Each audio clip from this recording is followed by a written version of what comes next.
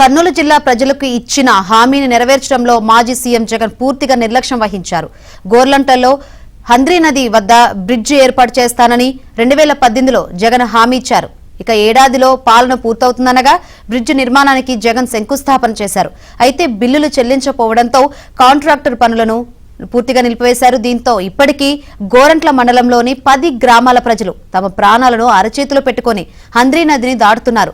నదిలో నీటి ప్రవాహం ఎక్కువ ఉంటే 20 కిలోమీటర్ల దూరం ప్రయాణం చేయాలని గ్రామాల ప్రజలు వాపోతున్నారు. కూటమి ప్రభుత్వం తమ సమస్యకు పరిష్కారం చూపాలని గ్రామస్తులు కోరుతున్నారు. మా గవర్నర్ గ్రామానికి బ్రిడ్జి శాంక్షన్ అప్పుడు జగన్ పాదయాత్రలో హామీ ఇచ్చినందువల్ల ఆయన ఏదో ఖచ్చితంగా నేను బ్రిడ్జ్ చేపిస్తాను, ప్రజలకు ఇబ్బంది లేకుండా చేస్తానని చెప్పి ఇక్కడ అన్నింటిలోనే హామీ ఇచ్చిపోయినందువల్ల 23లో మంత్రులు శంకుస్థాపన చేసి శాంక్షన్ అయింది, జగన్ శాంక్షన్ చేయించినాడు అని 23లో జనవరిలో మొదలుపెట్టినారు.